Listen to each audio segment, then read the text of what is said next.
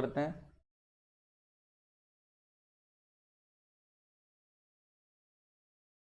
Okay, तो hey guys, welcome back again in एडोग्रोन class 11th and 12th YouTube channel पे। मैं हूं आशीष सिंह, आपका फिजिक्स टीचर। आई होप आप सब लोग अच्छे और सेफ होंगे। तो यार, हम लोग पढ़ रहे थे क्लास 12th का chapter number 1 electric charge and field, और आज हमारा 13th टॉपिक जो है दैट इज इलेक्ट्रिक फ्लक्स पे हम लोग आज डिस्कशन करने वाले हैं। इलेक्ट्रिक फ्लक्स क्या होता है समझेंगे, इसके एक दो क्वेश्चन लगाएंगे ताकि ये कॉन्सेप्ट और अच्छे से क्लियर हो जाए। ठीक है, चलिए। तो अगर आपको फ्री नोट्स वगैरह चाहिए, मेरा हैंड रिटन नोट्स वगैरह मैंने अपनी वेबसाइट पे अपलोड कर दिया है, तो एक बार वेबसाइट जरूर चेक करिएगा, एडोग्रोन डॉट, ठीक है, edugrown.in को विजिट कीजिएगा। उसमें आपको अपना स्कूल वाले सेक्शन में जाकर अपना क्लास वगैरह चूज कर लेना, तो वहां पे फ्री हैंड रिटन नोट्स मिल जाएगा इस चैप्टर का, वहां से आप डाउनलोड कर सकते हो और एंजॉय कर सकते हो। ठीक है, तो आज का हमारा टॉपिक है इलेक्ट्रिक फ्लक्स। क्या होता है भैया electric flux? The number of electric field lines, ठीक है, number of electric field line passing perpendicular through the unit surface. किसी भी सरफेस से परपेंडिकुलरली जो इलेक्ट्रिक फील्ड लाइंस पास करेंगी ना, that is known as electric flux. But electric flux को थोड़ा समझने से पहले ना, हम लोग एरिया वेक्टर को समझते हैं। एरिया वेक्टर क्या होता है? किसी भी सरफेस से एक परपेंडिकुलर लाइन ड्रॉ करिए, है ना, जो परपेंडिकुलर लाइन होगा ना वो होगा एरिया वेक्टर का डायरेक्शन। क्योंकि एरिया वेक्टर आने वाले फिजिक्स में बहुत इंपॉर्टेंट रोल प्ले करता है, इसलिए आपको एरिया वेक्टर को थोड़ा समझना पड़ेगा, क्योंकि फ्लक्स का क्वेश्चंस तभी आप कर पाओगे जब आप एरिया वेक्टर को थोड़ा निकालना सीख जाओगे। उसके लिए मैं कुछ सरफेसेस आपके सामने दिखा रहा हूं, आपको उन सरफेसेस में एरिया वेक्टर का डायरेक्शन बताना है। बस इतना ही ध्यान रखिए, इससे ज्यादा एरिया वेक्टर में जानने की जरूरत नहीं है। ठीक है, तो एक ये मैंने एक वर्टिकल सरफेस रखा, एक वर्टिकल प्लेन है। जरा बताइए एरिया वेक्टर का डायरेक्शन किधर हो जाएगा? कुछ इस डायरेक्शन में हो जाएगा। बिल्कुल सही हो। चलिए, अब एक और एग्जांपल दे रहा हूं आपके सामने। जैसे जैसे सरफेस बेटा टर्न होता जाएगा ना, एरिया वेक्टर भी टर्न होता। जैसे ये देखो, ये एक सरफेस है, एरिया वेक्टर क्या हो गया? इस सरफेस के परपेंडिकुलर, दिस लाइक। अब सरफेस अगर इस तरीके से हुआ तो एरिया वेक्टर भी टेढ़ा होगा, ऐसा ऐसा। अभी मैं आपको एनिमेशन के थ्रू दिखा रहा हूं। देखो, ये सरफेस के एरिया वेक्टर का डायरेक्शन आपको दिख रहा है। जैसे जैसे सरफेस टर्न होगा, एरिया वेक्टर भी क्या हो रहा है? चेंज हो रहा है डायरेक्शन। इस तरीके से आप एरिया वेक्टर को ध्यान में रखिएगा। क्लियर है? थर्ड एक और दिखा रहा हूं। अगर प्लेन हमारा हॉरिजॉन्टल है तो एरिया वेक्टर का डायरेक्शन क्या होगा? वर्टिकल हो जाएगा। इतना चीज क्लियर है? अब जरा हम लोग इलेक्ट्रिक फ्लक्स को समझते हैं। इसके लिए मैंने क्या किया, इलेक्ट्रिक फील्ड लाइंस लिया। यहां पे येलो कलर से आपको बहुत सारे इलेक्ट्रिक फील्ड लाइंस दिख रहा है। अब इस इलेक्ट्रिक फील्ड में मैं एक सरफेस डालता हूं, तो जैसे इस सरफेस को मैं इलेक्ट्रिक फील्ड में डालूंगा, तो जो इलेक्ट्रिक फील्ड इस सरफेस से पास कर रही है, नंबर ऑफ इलेक्ट्रिक फील्ड, पढ़िए जरा इलेक्ट्रिक फ्लक्स का डेफिनेशन क्या होता है। The number of electric field line that are passing perpendicular through the unit surface of any plane is called electric। ठीक है, और इलेक्ट्रिक फ्लक्स जो होता है बेटा वो एक स्केलर क्वांटिटी होता है, ध्यान रखिएगा। और इसको डिनोट किससे करते हैं? इलेक्ट्रिक फ्लक्स को फाई से डिनोट किया जाता है। ठीक है, PHI, फाई से डिनोट करते हैं, ध्यान रखिएगा। इसका फॉर्मूला क्या हो जाएगा भाई? फॉर्मूला से पहले जरा सरफेस को आप देख रहे हो, सरफेस थोड़ा सा टिल्ट है, सरफेस थोड़ा सा टिल्ट है, यानी इस सरफेस का अगर हम एरिया वेक्टर निकालें तो कुछ इस डायरेक्शन में एरिया वेक्टर होगा। अच्छा, एरिया वेक्टर से इलेक्ट्रिक फील्ड का डायरेक्शन देखिए। एरिया वेक्टर का डायरेक्शन देखो, ये सरफेस टिल्ट है तो एरिया वेक्टर भी थोड़ा सा हॉरिजॉन्टल से टिल्ट है, थीटा एंगल पे। और हम जो ये डायरेक्शन क्या है भाई? ये डायरेक्शन हमारा क्या है? ये डायरेक्शन क्या बता रहा है? हमारा इलेक्ट्रिक फील्ड का डायरेक्शन। तो फ्लक्स का फॉर्मूला क्या हो जाएगा? फ्लक्स हो जाएगा बेटा E डॉट ए। ठीक है, या जो भी स्मॉल, अगर हमने ये एक स्मॉल एरिया कंसिडर किया है, यहां पे एक स्मॉल एरिया डीए कंसिडर किया है, तो E डॉट डीए ये हो जाएगा वेक्टर E डॉट वेक्टर। ये हो जाएगा हमारा फ्लक्स का formula. In case in form of vector के फॉर्म में आप इस तरीके से लिखोगे, but flux is equal to E D A. देखो इसको करना, ये क्या हो जाएगा? Cos theta. ये मेन फॉर्मूला है। ठीक है, ये जो है हमारा मेन फॉर्मूला, इसको आपको ध्यान में रखना है। ई डी ए कॉस, ये हमारा फ्लक्स का मेन फॉर्मूला है, आपको ये चीज ध्यान में रखना। ठीक है, अच्छा, ये तो छोटे से सरफेस से जो इलेक्ट्रिक फील्ड लाइंस निकल रही हैं पर यूनिट एरिया, तो ये हमारा आ गया कितना? ई डी ए कॉस थीटा। क्या होगा अगर मुझे पूरे सरफेस के लिए निकालना हो, पूरे सरफेस के लिए इलेक्ट्रिक फ्लक्स की वैल्यू निकालना हो, तो क्या करना हो? सिंपली इंटीग्रेट कर दो यार, इंटीग्रेट कर दो इस फॉर्मूले को, या इंटीग्रेट कर दो E D A cos theta को, इंटीग्रेट कर दो, तो यहां से आ जाएगा flux is equal to integration of E D A cos theta. ठीक है, और इंटीग्रेशन कहां क्या करेंगे? इस सरफेस का करेंगे। इंटीग्रेशन किसका करेंगे? सरफेस का। तो फॉर होल सरफेस अगर आपको इलेक्ट्रिक फ्लक्स निकालना हो, फॉर होल सरफेस अगर आपको इलेक्ट्रिक फील्ड निकालना हो तो आप इस फॉर्मूले का यूज करना। क्लियर हो गया? कोई पूछेगा आपसे इलेक्ट्रिक फ्लक्स क्या होता है, तो बोलना किसी भी प्लेन से perpendicular number of field line perpendicular passes through any unit surface area is known as electric flux. ये एक स्केलर क्वांटिटी होता है, फाई से इसको डिनोट करते हैं। फॉर्मूला होता है electric flux phi is equal to E dot D A vector के फॉर्म में, और स्केलर के फॉर्म में कैसे लिख सकते हो, ई डी ए कॉस। ठीक है, ये मेन फॉर्मूला याद रखना, flux phi is equal to E D A cos. Clear है? ध्यान रखिएगा बेटा, ये जो थीटा है ना, थीटा जो है, थीटा क्या है, थीटा इज एंगल बिटवीन, ये बहुत इंपॉर्टेंट है, angle between area vector and electric field. Electric field और एरिया वेक्टर के बीच का जो एंगल है ना, उसको हम यहां पे थीटा से रिप्रेजेंट कर रहे हैं। बहुत लोग अलग तरीके से समझ लेते हैं इसको और फिर क्वेश्चंस को गलत करते हैं। चलिए कुछ क्वेश्चंस देखते हैं, अपने को और ये चीज क्लियर हो जाएगा।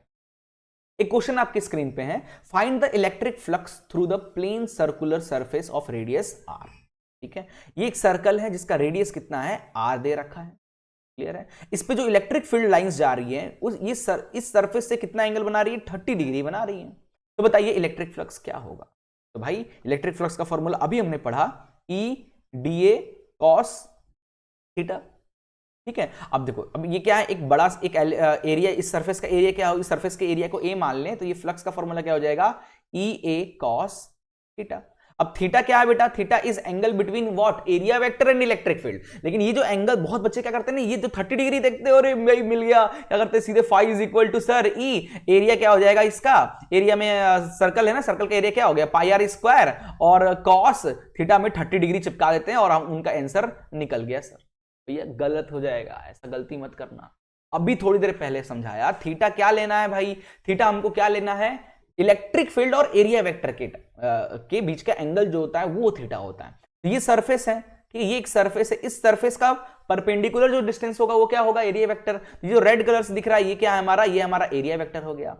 ठीक है, अब इलेक्ट्रिक फील्ड हॉरिजॉन्टल से 30 डिग्री बना रहा है, तो एरिया वेक्टर से बेटा ये एंगल कितना हो जाएगा, ये एंगल बताओ कितना हो जाएगा। अगर ये 30 है तो ये एंगल कितना हो जाएगा, टोटल कितना, 90 में से 30 गया, ये कितना हो जाएगा 60 डिग्री। यानी एरिया वेक्टर और इलेक्ट्रिक फील्ड का एंगल कितना हो गया, 60 डिग्री। तो यानी थीटा की वैल्यू कितनी होगी बेटा, 60 डिग्री। चलो फ्लक्स का फॉर्मूला क्या हो जाएगा, ई ए कॉस 60 डिग्री। ठीक है, यहां से फ्लक्स इज इक्वल टू हो जाएगा ई, इलेक्ट्रिक फील्ड का वैल्यू क्वेश्चन में अगर गिवन तो ठीक है, नहीं है तो नॉर्मली ई लेके चलिए। एरिया क्या हो जाएगा, इस सर्कल का रेडियस बोला है ना, रेडियस सर्कल का आर है, तो रेडियस अगर सर्कल का आर है तो सर्कल का एरिया क्या हो जाएगा, पाई आर स्क्वायर, और कॉस 60 की वैल्यू 1/। ठीक है, अब इसको आप थोड़ा सा सॉल्व कर ले तो फाई का वैल्यू आ जाएगा हमारा ई पाई आर स्क्वायर बाई 2। ये जनरली बेटा एक एमसीक्यू क्वेश्चन था, ये कोई फॉर्मूला नहीं है, ये एक एमसीक्यू क्वेश्चन था जिसमें 4 ऑप्शंस आपको देखने को मिलते हैं, उनमें से किसी एक ऑप्शन जो है आपका सही है। क्लियर है? आपको मैं थोड़ा सा थ्योरेटिकल बेस में ये क्वेश्चन कराया हूं। 2-4 क्वेश्चन और देख लेते हैं ताकि और थोड़ा सा कॉन्सेप्ट क्लियर हो जाए। चलिए ये क्वेश्चन देखिए, फाइंड फ्लक्स, ये क्वेश्चन है। इस क्वेश्चन में आपको फ्लक्स फाई की वैल्यू कैलकुलेट करना है। जरा देखिए, ये रहा हमारा सरफेस। अच्छा, सरफेस तो हमारा कुछ ऐसा दिख रहा है, ठीक है, एरिया वेक्टर यानी बाहर की तरफ एरिया वेक्टर, और हमारा जो इलेक्ट्रिक फील्ड है वो हॉरिजॉन्टल से 45 डिग्री बना रहा है। तो बी डायग्राम देख के समझ नहीं आ रहा कि यार एरिया वेक्टर से इलेक्ट्रिक फील्ड का क्या होगा, क्योंकि एंगल तो इधर से बन रहा है, एरिया वेक्टर और इलेक्ट्रिक फील्ड का एंगल क्या होगा, थोड़ा सा दिक्कत हो रहा है समझने में। बिल्कुल, ये क्वेश्चन बेटा इस तरीके से आता है, देखो इस तरीके से डायग्राम बना के आएगा कि ये एक सरफेस है जिसका एरिया ए है, ये रही हमारी इलेक्ट्रिक फील्ड, और हॉरिजॉन्टल से जो इलेक्ट्रिक फील्ड है वो कितना एंगल बना रहा है, 45 डिग्री। तो बताइए इसका फ्लक्स क्या। क्वेश्चन बेटा इस फॉर्मेट में देगा, मैंने आपको थोड़ा सा आसान करने के लिए ऐसा डायग्राम बनाया, एरिया वेक्टर भी आपको दिखा रहा हूं जो कि बाहर की तरफ, समझना पड़ेगा। क्लियर है? जरा एरिया वेक्टर, अब मैं आपको ना इसी फिगर को थोड़ा सा टिल्ट करके दिखा रहा हूं ताकि आपको इसको विजुअलाइज कर पाओ। तो ये देखो टिल्ट करके दिखा रहा हूं, दिख रहा है? आप समझ में आया? थोड़ा साइड से दिखा रहा हूं, ये तो टॉप से देख रहे थे, साइड से देख रहे थे। तो ये देखिए भाई, इलेक्ट्रिक फील्ड हॉरिजॉन्टल से 45 डिग्री बनाया है, but what is the angle between electric field and area vector. Area vector क्या होगा, सरफेस के परपेंडिकुलर है। एरिया वेक्टर और इलेक्ट्रिक फील्ड का एंगल क्या है भाई, अब क्यों 45 डिग्री, कोई लेना देना नहीं है 45 डिग्री से।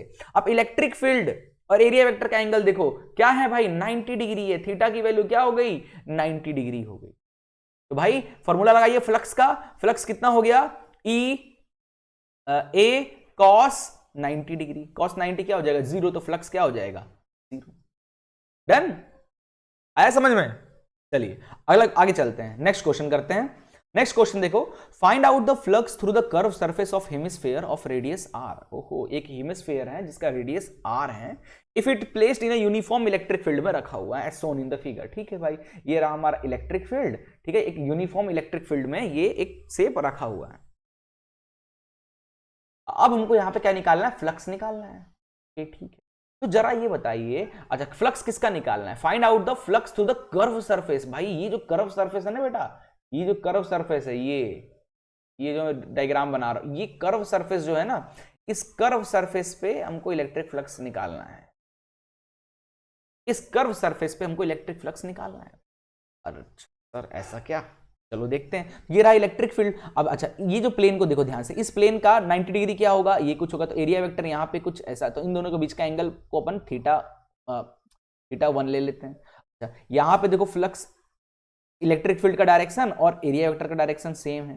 फिर थोड़ा सा इस तरफ देखोगे तो अगेन एरिया वेक्टर हमारा इधर हो गया, यहाँ पे देखोगे तो एरिया वेक्टर इतना ज्यादा हो गया। मतलब क्या, थीटा की एंगल पूरे कर्व सरफेस पे क्या हो रही है, बदलती जा रही है। तो यार किसी एक ही थीटा की वैल्यू हम तो फॉर्मूले में लगा सकते, इतने सारे थीटा कैसे लगाएंगे।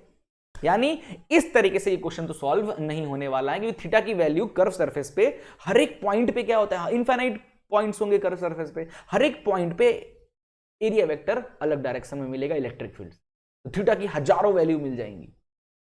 हमको तो भाई कर्व सरफेस का फ्लक्स निकालना है, कोई एक ही निकालना है, सबका तो यूज कर नहीं सकते। इसके लिए हम एक काम करते हैं, देखो ध्यान से क्वेश्चन को जरा देखो, समझ में आ जाएगा।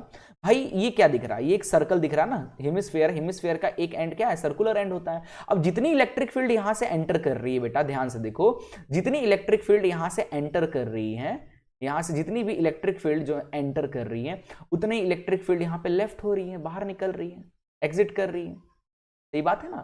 तो इलेक्ट्रिक फ्लक्स होता क्या है, number of electric field line passing perpendicular to the surface, यानी जितनी इलेक्ट्रिक फील्ड यहां से घुसी है उतनी ही कर्व सरफेस से बाहर निकलेगी।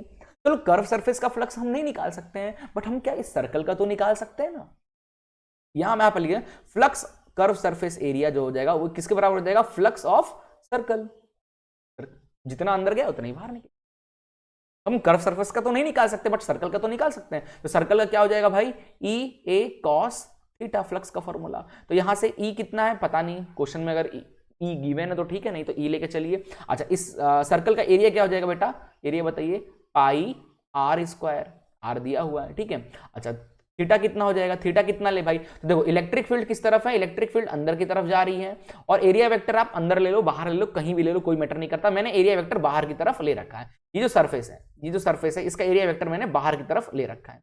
अच्छा, तो ये एंगल कितना हो गया भाई, इलेक्ट्रिक फील्ड और इनके बीच का एंगल 180 डिग्री, ठीक है। तो यहां से हमारा कितना, cos 180 डिग्री की वैल्यू कितनी होती है, -1, तो यह जाएगा minus E pi R square. यही है हमारा flux through curve surface area, कितना इजी था।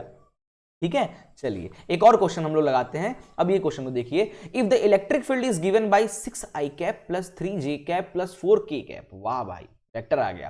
Calculate the electric flux through a surface of area 20 units lying in YZ plane. Okay, एक सरफेस है जिसका एरिया कितना है, 20 यूनिट है। तो ये रहा सरफेस जिसका एरिया दे रखा है कुछ 20 यूनिट्स, ठीक है। तो एरिया दे रखा है 20 units, lying in YZ plane, surface जो है YZ प्लेन में रखा हुआ है। ध्यान से देखो, ये रहा हमारा Y, ये रहा हमारा Z, YZ प्लेन पे सरफेस रखा है, ठीक है। सर उस सरफेस का परपेंडिकुलर लाइन ड्रॉ किया मैंने, तो एरिया वेक्टर मिल गया। एरिया वेक्टर का डायरेक्शन क्या है, एक्स डायरेक्शन में, यानी जो एरिया है हमारा इस सरफेस का कितना हो गया, 20 दे रखा है, और डायरेक्शन क्या हुआ, एरिया वेक्टर का डायरेक्शन क्या हो गया, एक्स को क्या बोलते हैं अपन बेटा, आई कैप, एक्स में हो गया आई कैप, तो एरिया हो गया 20 आई कैप, ठीक है।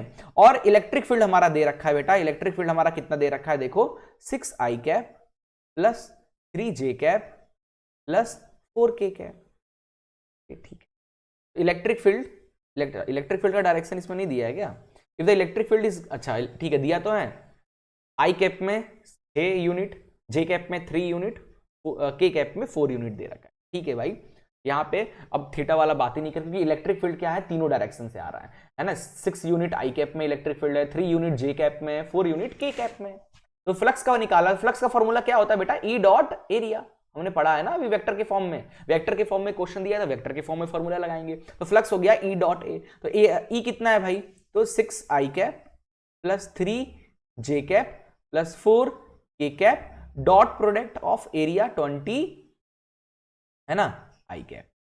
चलिए अब इस 20 को अंदर मल्टीप्लाई कीजिए सबसे, तो ये देखो ये हो जाएगा 20 इंटू 6, ठीक है, और यहाँ पे ये दोनों भी मल्टीप्लाई डॉट होंगे, तो I product dot I, dot product है तो डॉट में रखेंगे, प्लस 20 इंटू 3, ठीक है। अपन एक काम करते हैं डायरेक्ट लिखते हैं, ये कुछ ज्यादा ही हो जाएगा, डायरेक्टली देखो ये 26 से मल्टीप्लाई होगा कितना हो जाएगा 180, है ना। यहाँ पर लिखते हैं आई डॉट, क्यों लिख रहे हैं अभी आपको देखो वेक्टर आता तो इजीली समझ में आ जाएगा, नहीं तो थोड़ा सा दिक्कत होगा, तो इसलिए ऐसा लिखे जा रहे हैं। 20 को 3 से मल्टीप्लाई करेंगे तो 60, ठीक है, 60 क्या हो जाएगा I dot J, I dot J, ठीक है, प्लस 20 को 4 से मल्टीप्लाई करो तो कितना आ जाएगा 80 आई डॉट के, या के डॉट आई, कुछ भी लिख लो आपकी मर्जी। अब जरा डॉट प्रोडक्ट याद करो, वेक्टर में डॉट प्रोडक्ट आप लोग को याद है या नहीं है पता नहीं, आपको मैं बता दे रहा हूं, ठीक है बेटा। डॉट प्रोडक्ट में सेम यूनिट वाले, सेम डायरेक्शन वाले आई कैप की वैल्यू कितनी होती है 1 होती है, ठीक है।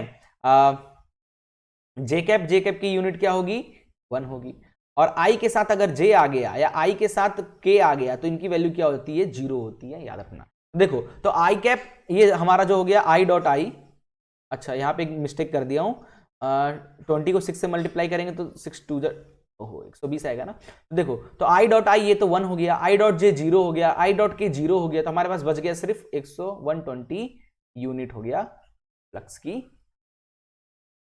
ठीक है। क्लियर है, आई होप आपको इतनी चीजें क्लियर होगी। मिलते हैं नेक्स्ट वीडियो में एक नए टॉपिक के साथ, तब तक के लिए good bye, take care and जय हिंद।